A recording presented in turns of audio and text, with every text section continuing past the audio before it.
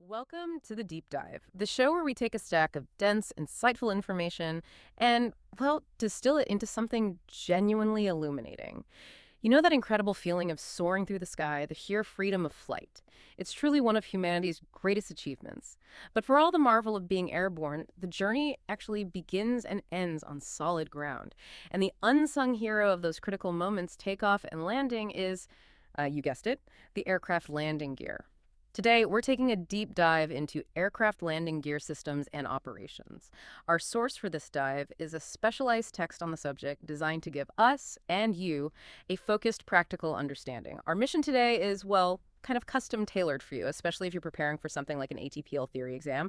We're going to try and extract the absolute essential knowledge, help you understand not just what these systems do, but importantly, why they do it, and hopefully equip you with insights that are directly applicable to exam questions and, more importantly, to your practical understanding as a future pilot. We promise clear explanations, all the important facts, and insights that will leave you feeling truly well-informed without the usual information overload. Or at least, that's the plan. Okay, let's unpack this.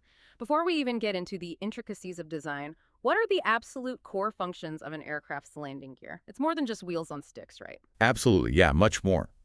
While they might seem like a simple afterthought compared to, say, the wings or engines, landing gear units perform several incredibly vital functions, foundational to every single flight, really. First and foremost, they provide the means of maneuvering the aircraft on the ground. Right. Taxiing and turning. Exactly. Without them, an aircraft would be little more than a static ornament once it touched down. They're what allow for taxiing, precise turning, positioning on the runway or at the gate, all that ground movement. Secondly, they support the aircraft at a convenient height. Now, this isn't just about keeping the fuselage off the ground, though that's part of it. It's really about providing crucial clearance.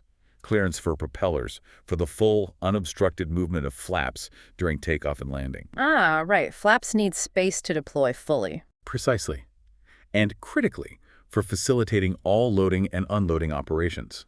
Imagine trying to load heavy cargo into an aircraft whose fuselage was resting directly on the tarmac. It wouldn't work. So they effectively give the aircraft a stable, elevated platform for all ground operations.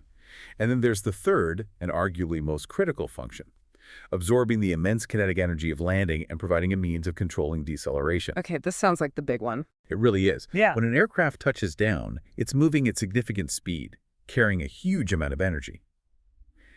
If that energy isn't dissipated in a controlled manner, well, the airframe would be subjected to forces it simply isn't designed to withstand.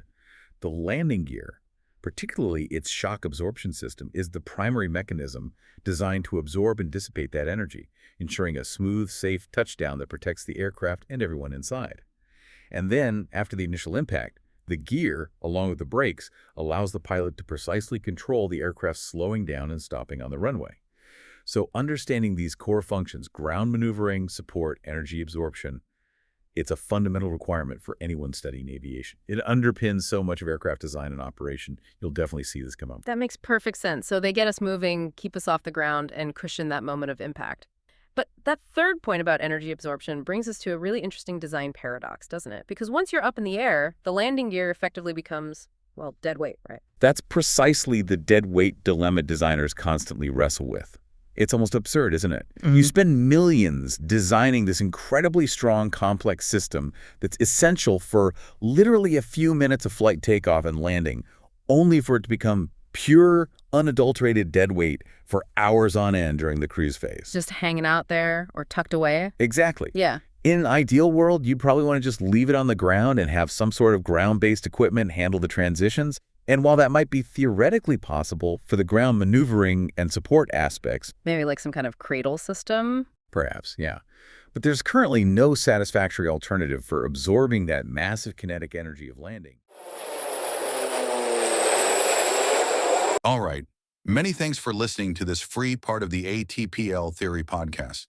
If you want to continue learning and access the full comprehensive guide, go to my Patreon at patreon.com/ATPLtheory or my Hero at herohero.co/ATPL. That is patreon.com/ATPLtheory or herohero.co/ATPL. Wishing you all the best.